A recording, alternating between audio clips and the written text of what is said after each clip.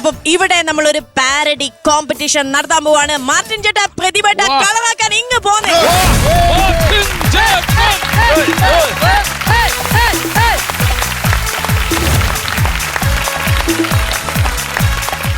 അപ്പൊ നിങ്ങളെ ഞാനിവിടെ ഇടം വലം നിർത്തിയ സ്ഥിതിക്ക് ഇടം വലം നോക്കാതെ നിങ്ങൾ എന്റെ കൂടെ കട്ടയ്ക്ക് നിന്നോണം. അപ്പോ വളരെ സന്തോഷം. നമുക്ക് ആരംഭിക്കലാമാ? ആരംഭിക്കാം. തുടങ്ങലാമാ? ദേ മാവേലി കൊമ്പത്ത് ടീം യൂസഫക്ക് അങ്ങ് കയറ്റി വെച്ചേക്കുവാണ്.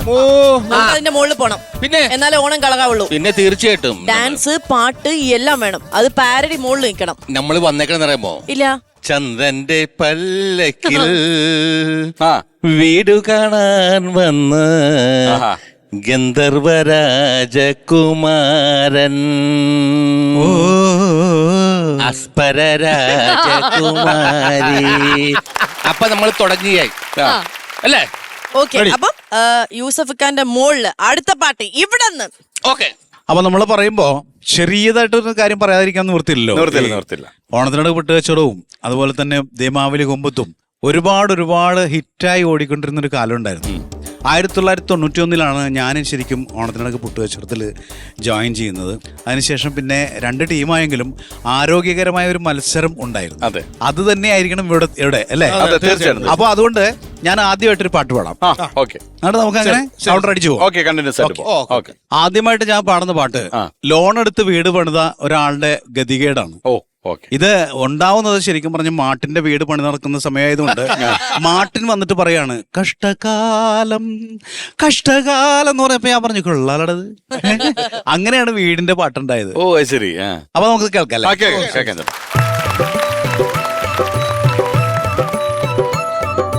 വീടു പണിയുവാൻ ലോണിനായി ബാങ്കിൽ നിരങ്ങി ഞാൻ, ആകെ കടത്തിൽ കുടുങ്ങി ഞാൻ, കെട്ടുതാലി പോലും പണയത്തിലായി.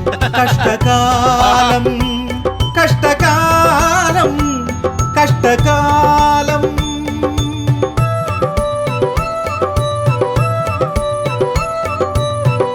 അഞ്ചാറു ലോഡു കല്ലിറക്കി റോഡരികിൽ യൂണിയൻകാരുമായൊടക്കി,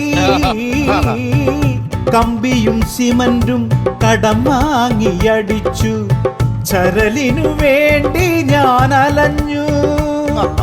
പണി ചെയ്യാൻ മടിയുള്ള പണിക്കാരെ തന്നെ ദൈവം എനിക്കു തന്നു, എനിക്കു തന്നു.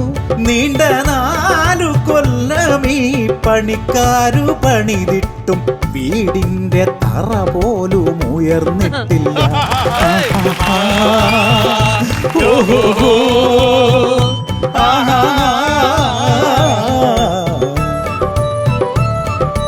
വീടു പണിയുവാൻ ലോണിനായി ബാങ്കിൽ നിരങ്ങി ഞാൻ. ഈ വിലാപപ്പാരടിക്ക് ശക്തമായ മറ്റൊരു വിലാപപ്പാരടിയുമായിട്ട് ദേമാവലി കൊമ്പത്ത് വരുന്നു. അടിപൊളി. അങ്ങനെയാണെന്നുണ്ടെങ്കിൽ ഞങ്ങൾ ഇവിടെ നിന്ന് ഒരു പാട്ട് വരുന്നു. പാട്ട് പാടാൻ പോകുന്നു. മറ്റൊന്നുമല്ല, നമ്മുടെ നാഷിക എഴുതി ദേമാവലി കൊമ്പത്ത് എന്ന കാസറ്റിലൂടെ പാടി ലോകമെമ്പാടുമുള്ള മലയാളികൾ ഇന്നും ഏറ്റുപാടിക്കൊണ്ടിരിക്കുന്ന ഒരു പാട്ടാണ്. നമ്മുടെ ഗാനഗന്ധർവനായ യേശുദാസ് സാറിനെ കുറിച്ചൊരു പാട്ടാണ്. അപ്പം എല്ലാ മലയാളികളോടും അനുവാദം ചോദിച്ചുകൊണ്ട്, എല്ലാ മ്യൂസീഷ്യൻസിനോടും അനുവാദം ചോദിച്ചുകൊണ്ട് ദാസേട്ടനെ കുറിച്ചുള്ള നമ്മുടെ നാഷിക എഴുതി പാടിയ ആ പാട്ടിന്റെ ഒരു 4 വരി ഞങ്ങളുടെ സൈഡിൽ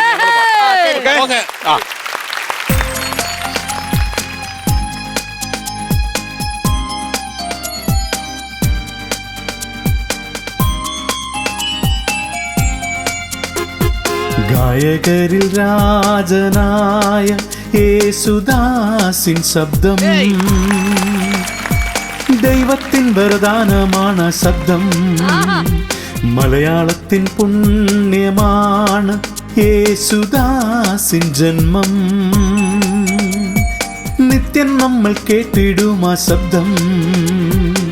ഗാനഗന്ധർവ ഗായക, സംഗീത ലോകത്തിൻ നായക, അങ്ങെന്നും പാടുന്ന പാട്ടുകൾ കാതിനു തേൻമഴയാ ഗാനഗന്ധർവ ഗായക സംഗീത ലോകത്തിൻ നായക അങ്ങെന്നും പാടുന്ന പാട്ടുകൾ കാതിനു തേൻമഴയായിടും ഗായകരിൽ രാജനായ യേശുദാസിൻ ശബ്ദം ദൈവത്തിൻ വരദാനമാണ് ശബ്ദം മലയാളത്തിൻ പുണ്യമാണ് യേശുദാസിൻ ജന്മം നിത്യം നമ്മൾ കേട്ടിടും ആ ശബ്ദം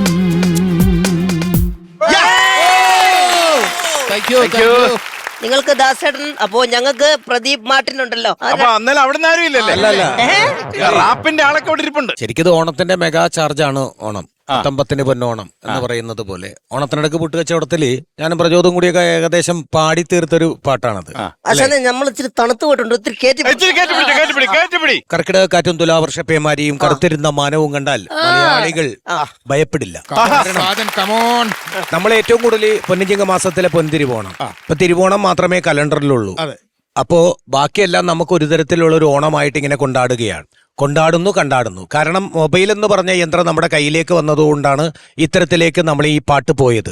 കാരണം മൊബൈൽ കണ്ടുപിടിച്ചതോടി ചുണ്ടിൽ നിന്ന് മന്ത്രം പോയി ഈ കയ്യിൽ ഈ യന്ത്രം കിട്ടി ജീവിക്കാനുള്ള കുതന്ത്രത്തിലേക്ക് നമ്മൾ പോയിക്കൊണ്ടിരിക്കും.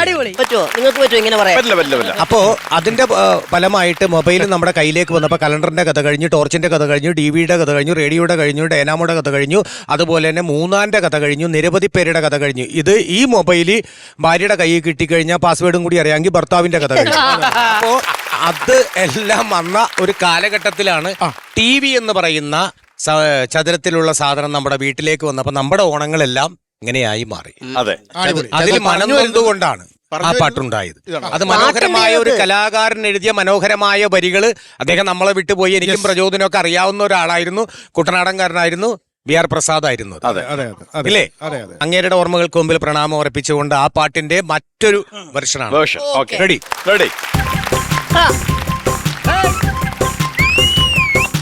ഓണംകളി വള്ളംകളി പെണ്ണുങ്ങട തൊങ്കിക്കളി നാടൻകളി നാട്ടിൽ കളി കാണാനില്ലിന്നിപ്പോൾ ജാതിക്കളി പാർട്ടിക്കളി ഒരു മാതൃനാശക്കളി അങ്ങടുതല്ല ഇങ്ങടുതല്ലായി നാട്ടിലൂഞ്ഞാലാട്ടമില്ല വീട്ടിലോണത്തിനോണുമില്ല ഇന്ന് പൂക്കളം തീർക്കലും മാർപ്പുവിളികളും ടി വിയിൽ മാത്രമായി. ഓണംകളി വള്ളംകളി പെണ്ണുങ്ങട തൊങ്കിക്കളി നാടൻകളി നാട്ടിൽ കളി കാണാനില്ലിന്നിപ്പോൾ ജാതിക്കളി പാർട്ടിക്കളി ഒരു മാതൃനാശക്കളി അങ്ങടുതല്ല ഇങ്ങടുതല്ലായി.